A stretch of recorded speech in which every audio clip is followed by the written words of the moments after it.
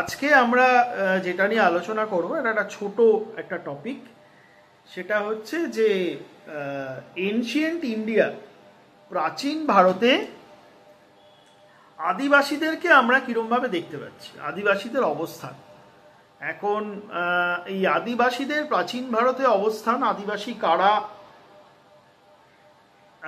আদিবাসীদেরকেই tribe বলা যায় কি না, ট্রাইব শব্দটার আদিবাসী শব্দটার মধ্যেকার কোনো তফাৎ আছে কি না, এই জিনিসগুলো যথেষ্ট গুরুত্বপূর্ণ কতগুলো কনসেপচুয়াল জায়গা, যে জায়গাগুলো আমরা এখানে আজকে আলোচনা করব না। কারণ আমরা এখানে মূলত আদিবাসী বলতে প্রাচীন ভারতের আদিবাসীদের কথা বলছি। বর্তমান সমসাময়িক ভারতবর্ষে যাদেরকে আমরা আদিবাসী হিসেবে জানি এবং চিনি, তাদের কথা এখন আমরা বলছি না। তো তাদের টপিক যখন নাকি আমরা আলাদা করে পড়ব, সেখানে এগুলো আমাদের আলাদা করে আলোচনা করার অবকাশ থাকবে এবং আলোচনা আমি করব। এছাড়া আমার আরেকটা ইউটিউব ভিডিও আছে, সেটাও আমি লিঙ্ক তোমাদের আছে ক্লাস হয়ে যাওয়ার পরে শেয়ার করে দেবো। সেখানে ওই কনসেপ্টগুলো নিয়ে ডিটেলে আলোচনা করা আছে, যে ট্রাইব কাকে বলে, ট্রাইব শব্দটা কি করে এলো, আদিবাসী শব্দটাই বা কেন গুরুত্বপূর্ণ, এগুলো রয়েছে। তো আমি আজকের টপিকটার নাম দিয়েছি the periphery and the paradigm, tribes in ancient Indian social, political and ecological history. তো এটা আমরা একটুখানি দেখি। প্রথম কথা, আমরা যে সময়টাকে নিয়ে এই আদিবাসীদের ইতিহাস বোঝার চেষ্টা করছি, সেই সময়টা হচ্ছে লেটার বৈদিক পিরিয়ড থেকে পোস্ট গুপ্তা পিরিয়ড পর্যন্ত। ঠিক আছে, লেটার বৈদিক পিরিয়ড মানে মোটামুটি ১৫০০ বিসির সময় থেকে ১০০০ সি মানে খ্রিস্ট জন্মের ১০০০ বছর পরে পর্যন্ত, এই সময়টা ধরে আমরা এই অবস্থাটাকে ধরার চেষ্টা করছি, ট্রাইবদের অবস্থাটা বোঝার চেষ্টা করছি। যদিও এই সময়ে ট্রাইবদের সম্পর্কে জানা যায় খুব কম, কারণ এদের উল্লেখ খুব কম আছে।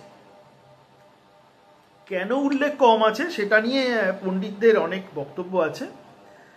একটা বড় কারণ হচ্ছে যে এই আদিবাসী যাদের কথা আমরা বলছি এই মুহূর্তে, সেই আদিবাসী তারা দলে দলে থাকতেন, তারা নোম্যাড ছিলেন, অর্থাৎ তারা এক জায়গায় থাকতেন না, এবং তারা প্রায়শই গভীর জঙ্গল, ডেন্স ফরেস্ট যাকে অরণ্য বলছি আমরা, এবং পর্বত বা হিলস, এই সমস্ত জায়গায় তারা থাকতেন।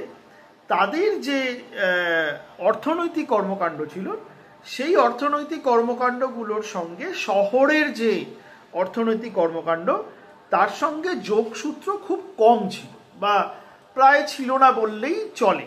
তার ফলে আমরা এই আদিবাসীদের উল্লেখ সেই সময়কার যে সমস্ত টেক্সট রয়েছে, একটা খুব গুরুত্বপূর্ণ টেক্সট হচ্ছে কৌটিল্যের অর্থশাস্ত্র, তাতে আমরা আদিবাসীদের কিছু উল্লেখ পাচ্ছি, কিন্তু খুব বেশি কিছু উল্লেখ আমরা পাচ্ছি না।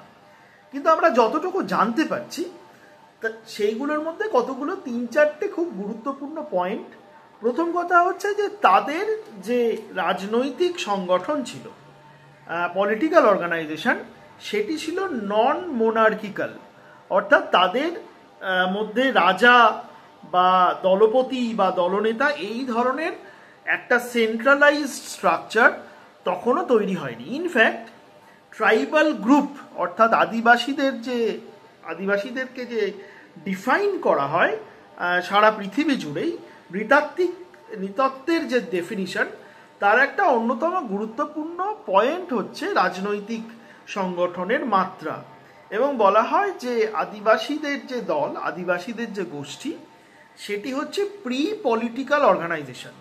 কেন প্রি পলিটিক্যাল? কারণ পলিটিক্যাল বা রাজনৈতিক অর্গানাইজেশন বলতে আমরা যেটা বুঝি বলতে যারা নন ট্রাইব এবং স্টেটের মধ্যে থাকে, রাষ্ট্র ব্যবস্থার মধ্যে আমরা যারা রয়েছি, তারা যেটা বুঝি, অর্থাৎ ওয়েস্টার্ন পণ্ডিতেরা যেটা বোঝেন, সেটা হচ্ছে এমন একটা প্রতিষ্ঠান যা শুধুমাত্র দেশের আইন শৃঙ্খলা, দেশের অর্থনীতি ইত্যাদি কর্মকাণ্ডকে ম্যানেজ করার জন্য তৈরি হবে। অর্থাৎ আমাদের দেশের সরকারকে তুমি এরকম একটা সংগঠন হিসেবে ভাবতে পারো। এবং আমরা এটা জানি যে প্রায় বিশ্বের প্রতিটি সভ্য দেশেই এরকম একটি সরকার রয়েছে, এবং অধিকাংশ দেশেই বর্তমানে গণতান্ত্রিক ব্যবস্থায় সেই সরকার নির্বাচিত হয়।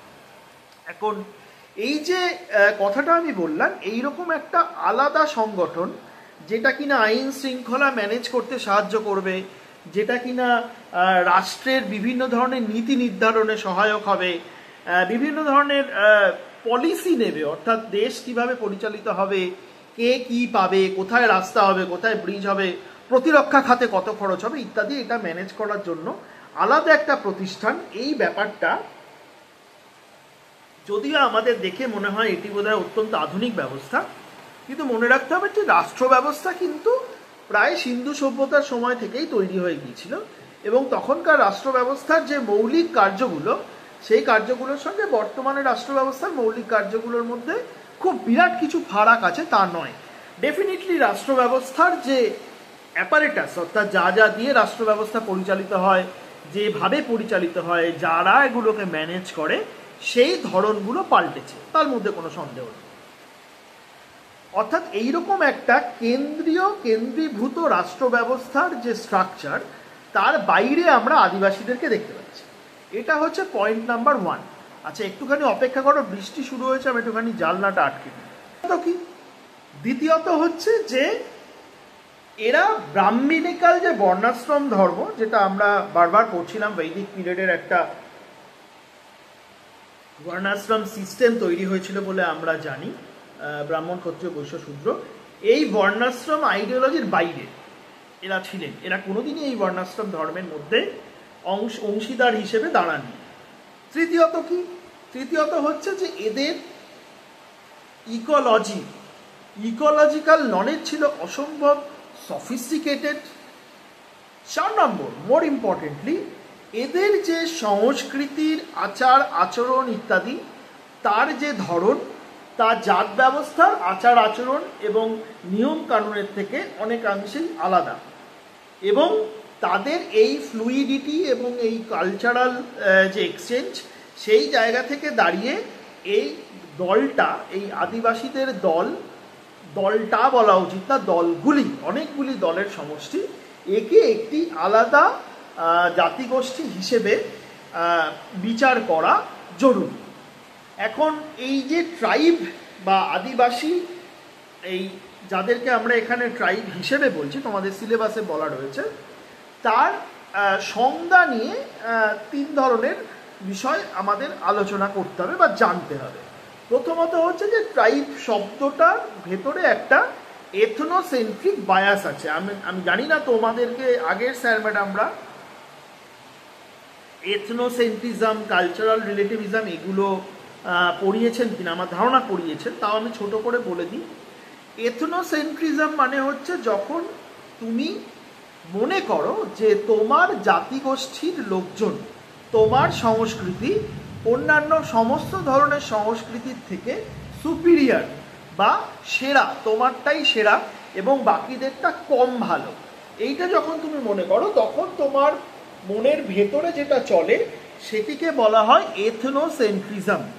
এখন এই এথনোসেন্ট্রিজমের দ্বারা পরিচালিত হয়ে নিজের সমাজ এবং নিজের সংস্কৃতিকে সর্বসেরা মনে করে ব্রিটিশ কলোনির যারা তৈরি করেছিলেন, তারা বাদবাকি পৃথিবীর প্রায় সমস্ত সমাজের মানুষকে পিছিয়ে পড়া, দরিদ্র, আদিম, স্যাভেজ বা বর্বর এরকম দৃষ্টিভঙ্গিতে দেখতেন, এবং তার ফলে এই ট্রাইব শব্দটার সঙ্গেই একটা এইরকম একটা নিচু দৃষ্টিতে দেখার একটা ভঙ্গিমা জড়িয়ে আছে, এবং এই ভঙ্গিমাটার থেকে বেরিয়ে আসার জন্যও কিন্তু নৃতাত্ত্বিকরা দীর্ঘ বহু বছর ধরে কাজ করছেন, সেই ফ্রা বোয়ার সময় থেকে।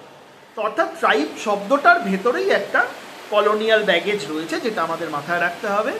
2 নম্বর হচ্ছে যে আমাদের এটা মনে রাখতে হবে যে আমাদের দেশের যে আদিবাসী, তাদেরকে কিভাবে সংজ্ঞায়িত করা হবে তাই নিয়ে এলউইন এবং ঘুরে, এই দুজন পণ্ডিতের ভেতরে একটা ডিবেট ছিল। ঘুরের মত ছিল যে আদিবাসীরা হচ্ছেন ব্যাকওয়ার্ড হিন্দুস, অর্থাৎ তারা আসলে হিন্দু ধর্মেরই একটা এক্সটেনশন, কিন্তু তারা ব্যাকওয়ার্ড, তারা পিছিয়ে পড়া হিন্দু। কিন্তু ভেরিয়ার এলউইন সাহেব ভারতবর্ষে ব্রিটিশদের হয়েই এসেছিলেন, তার তার দীর্ঘ গবেষণা আছে আদিবাসীদের ওপরে।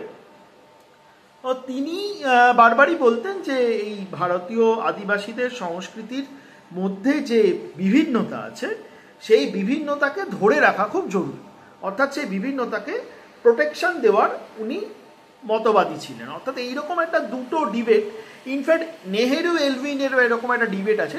নেহেরু মত যেরকম ছিল আর এলভিনের যা মত ছিল দুইয়ের মধ্যে তফাৎ ছিল। নেহেরুর বক্তব্য ছিল যে এরাও ভারতবর্ষের অধিবাসী, অর্থাৎ এদেরও ভারতীয় সভ্যতা এবং নাগরিকত্বের যা যা অধিকার, যা যা প্রাথমিক অধিকার তা এদের পাওয়া জরুরি এবং তা এদের নিশ্চিত করতে হবে। ওয়ারাজ এলভিনের বক্তব্য ছিল এদের সাংস্কৃতিক যে বিভিন্নতা তাকে মান্যতা দিতে হবে এবং এর সংস্কৃতিকে ধরে রাখার জন্য এদের কনজারভেশন বা প্রিজারভেশন প্রয়োজন। যাই হোক না কেন, এখন এই 20th সেঞ্চুরিতে দাঁড়িয়ে এটা আমাদের মনে রাখতে হবে যে আদিবাসী বলতে বর্তমানে আমরা যেটা বুঝি সেটা হচ্ছে একটি এলাকার আদিম নাগরিক বা প্রাচীন অধিবাসী যারা, তাদেরকেই আমরা আদিবাসী বলছি, অর্থাৎ যারা প্রথম থেকে আছেন। এখন এই প্রথম থেকেটা নিয়েও অনেক ডিবেট আছে, সেই ডিবেটগুলোতে আজকে আমি যাচ্ছি না, কিন্তু মোটামুটি এইটা আমরা ধরে নিচ্ছি যে একটা রাজনৈতিক পরিচয় এদের রয়েছে, একটা অর্থনৈতিক পরিচয় রয়েছে এবং একটা ভাষাগত বিভিন্নতাও রয়েছে। এখন অ্যানথ্রোপোলজিস্টদের একটা বড় কাজ হচ্ছে যে আদিবাসীদের বা ট্রাইবদেরকে এমনভাবে দেখা যেখানে এই যে ওয়েস্টার্ন বায়াস, তাদেরকে নিচু চোখে দেখা ইত্যাদি, এইগুলো যেন আমাদের অ্যানালিসিসের ভেতরে না চলে আসে।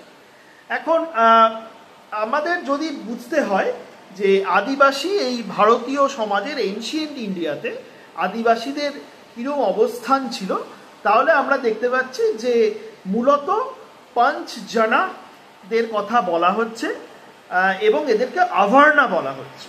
পঞ্চজনা মানে হচ্ছে 5 পিপল, নিরুক্তা থেকে আমরা এটা পাচ্ছি, এবং এরা হচ্ছে বনবাসী এবং এরা আভার্না। আভার্না মানে হচ্ছে এদেরকে আমরা কোনো বর্ণাশ্রমের মধ্যে রাখতে পারছি না। এই ব্যাপারটা একটা খুব গুরুত্বপূর্ণ ডিফাইনিং ফিচার হয়ে যাচ্ছে ট্রাইবদের সম্পর্কে যখন কথা বলা হচ্ছে আগের এনশিয়েন্ট ইন্ডিয়ান টেক্সটে যখন নাকি আমরা পাচ্ছি। তৃতীয়ত হচ্ছে যে এদেরকে সবসময়ই বলা হয়েছে they are inhabitants of hills and forests, এবং তারা ছিল hunter, fisherman and mountaineers living in hamlets. ছোট ছোট গ্রামে এরা শিকার করে মাছ ধরে এবং জঙ্গলের বিভিন্ন জিনিস সংগ্রহ করে থাকত, এবং তাদেরকে মোটামুটি ধরে নেওয়া হচ্ছে যে they were of course without immediate untouchability, অর্থাৎ আউটকাস্ট বা দলিতদেরকে যেভাবে আনটাচেবল বলা হতো যে এদেরকে ছোঁয়া যাবে না, এদের ছোঁয়া কোনো খাবার গ্রহণ করা যাবে না, কিন্তু আদিবাসীদের ক্ষেত্রে অত পরিষ্কার একটা আনটাচেবল ডিভিশন কিন্তু আমরা বর্ণাশ্রমের মধ্যে বা হিন্দু টেক্সটের ভেতরে পাচ্ছি না। কিন্তু এদের যেটা দেখতে পাচ্ছি সেটা হচ্ছে যে এদের ডেফিনেটলি একদিক থেকে যেমন রিচুয়াল মার্জিনালাইজেশন রয়েছে, অর্থাৎ এদেরকে মেইন হিন্দু কাস্ট সিস্টেমের ভেতরে আসতে দেওয়ার কোনো প্রয়াস নেওয়া হয়নি এবং আসতে দেওয়া হয়নি, কিন্তু তার সঙ্গে আমরা এটাও দেখতে পাচ্ছি যে এদের কিন্তু একটা পলিটিক্যাল সভরেনিটি রয়েছে, অর্থাৎ তাদের যে নিজস্ব রাজনৈতিক চেতনা, তাদের যে নিজস্ব এলাকা পরিচালনার যে মাধ্যম, যে সিস্টেম, সেই সিস্টেমটা ইজ ওয়েল রেকগনাইজ, যেটা আমরা মহাভারতে একলব্য ইত্যাদি চরিত্র পাচ্ছি। এবং আমরা 3 ধরনের আদিবাসীদের কথা উল্লেখ পাচ্ছি, একটা হচ্ছে কিরাটাস, একটা হচ্ছে পুলিন্দাস, আরেকটা হচ্ছে সাভারাস। কিরাটাস বলতে আমরা মূলত সিনো টিবেটিয়ান, অর্থাৎ যাদের চোখে আমরা এপিক্যান্থিক ফোল্ড দেখতে পাচ্ছি, মানে মঙ্গোলিয়ান ফিচার যুক্ত যাদের, তাদেরকে বলা হচ্ছে কিরাটাস। পুলিন্দাস হচ্ছে সাব হিমালয়ান রিজিয়নে যারা থাকছে তাদেরকে বলা হচ্ছে, আর সাভারাস মানে হচ্ছে বিন্ধ্য সাতপুরা রিজিয়নে, অর্থাৎ ছোটনাগপুর প্লেটো থেকে শুরু করে মেইনল্যান্ড ইন্ডিয়া, যাদেরকে আমরা, যাদের গায়ের রং একটু কালো এবং যাদের ফিচার মঙ্গোলিয়ান নয়, তাদেরকে সাভারাস হিসেবে ডিনোটিফাই করা হচ্ছে এনশিয়েন্ট ইন্ডিয়ান টেক্সটে। এবং আমরা এটা দেখতে পাচ্ছি যে এদের রিপাবলিককে একটা আলাদা রিপাবলিক হিসেবে রেকগনাইজ করা হচ্ছে, এবং এদেরকে দিয়ে একটা সভ্যতা, একটা সিভিলাইজেশন তার বাউন্ডারি নির্ধারণ করছে। অর্থাৎ একটা সভ্যতা যেখানে তৈরি হচ্ছে তার বাউন্ডারি এলাকাতে, অর্থাৎ বুঝতেই পারছো কখনোই সেন্টারে নয়, কখনোই সিভিলাইজেশনের সেন্টারে নয়, বরং পেরিফেরাল রিজিয়নে এরা থাকছে এবং এদেরকে সঙ্গে সঙ্গে বিউরোক্রেটিক রুলের ভেতরে, অর্থাৎ স্টেট বা সভ্যতা বা সিভিলাইজেশনের যে নিয়ম নীতি নিষ্ঠা তার ভেতরে তাদেরকে প্রবেশাধিকার আমরা দেখতে পাচ্ছি না। এবং আমরা একটা কৌটিল্যর অর্থশাস্ত্রে আমরা এদেরকে একটা ম্যানেজ করার একটা প্রশ্ন দেখতে পাচ্ছি যে এদেরকে আমরা কিভাবে ম্যানেজ করতে পারি, এদেরকে কি করে স্টেট কি করে এদেরকে হ্যান্ডেল করবে, সেটাতে আমরা দেখতে পাচ্ছি যে প্রথমত হচ্ছে যে এই একটা সভ্যতা মানে কৌটিল্য সময়কার যে মগধ এবং তার যে সিভিলাইজেশন সেটার বাউন্ডারি প্রিন্সিপাল হিসাবে আমরা জঙ্গলকে রাখছি, মানে তারা রেখেছেন এবং জঙ্গলের অধিবাসীদেরকে রাখা হচ্ছে।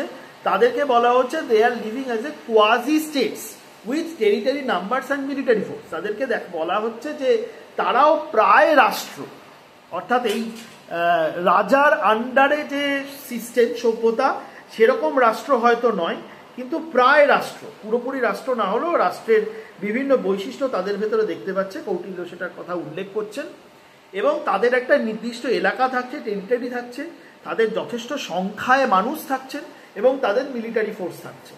এখন এদেরকে তাহলে কি করে কাজে লাগানো যাবে সেই নিয়ে একটা আলোচনা আমরা পাচ্ছি এবং সেখানে দেখা যাচ্ছে যে এদেরকে দিয়ে জঙ্গলের রিসোর্স শহরের প্রয়োজনে নিয়ে আসার একটা প্রয়াস দেখা যাচ্ছে। ইনফ্যাক্ট সেটা বহুদিন পর্যন্ত, এমনকি এখনও সেটা অনেকাংশেই পরিচালিত রয়েছে। খুব দুঃখজনক হলেও এটা সত্যি।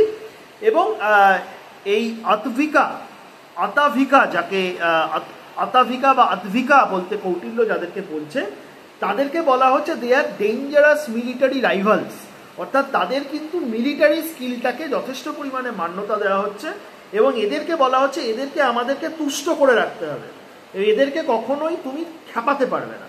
অর্থাৎ একটা ভালোই বুঝতে পারছো যে এই ধরনের আলোচনা থেকে এটা পরিষ্কার হয়ে আসছে যে আদিবাসীদের সঙ্গে সংঘাতে গেলে যে একটা সভ্যতা সমস্যায় পড়তে পারে তার একটা উল্লেখ আমরা কিন্তু কৌটিল্য সময় পাচ্ছি। অর্থাৎ আদিবাসীদের যে ক্ষমতা এবং আদিবাসীদের যে অটোনমি সেটাকে যথেষ্ট পরিমাণে মান্যতা দেওয়ার একটা বিষয় এখানে উঠে আসছে। আমাদের মনে রাখতে হবে যে এই আদিবাসীদেরকে আমরা এনশিয়েন্ট ইন্ডিয়াতে, যদিও আমাদের হাতে এভিডেন্স খুব কম, তার ফলে আমরা খুব ছোট করেই জিনিসটা বুঝতে পারছি, অল্প স্বল্প কিছু উল্লেখ আমরা পাচ্ছি, কিন্তু আমাদের মনে রাখতে হবে যে এদের কিন্তু কন্টিনিউটি 3000-এর ওপরের বছর ধরে, এদের রক আর্টের এভিডেন্স আমরা পাচ্ছি এবং এরা প্রচুর পরিমাণে এখন ভারতবর্ষে প্রায় 8% আদিবাসীদেরকে আমরা রেকগনাইজ করছি আদিবাসী হিসেবে। কিন্তু এটা মনে রাখতে হবে যে এই ফরেস্ট ডুয়েলাররা কিন্তু during the entire history of civilization remain outskirts of the civilizational area boundary, but at the same time played a very important and significant role in creating and sustaining the civilization itself. এইটুকু আমাদের পড়লেই এখনকার জন্য যথেষ্ট।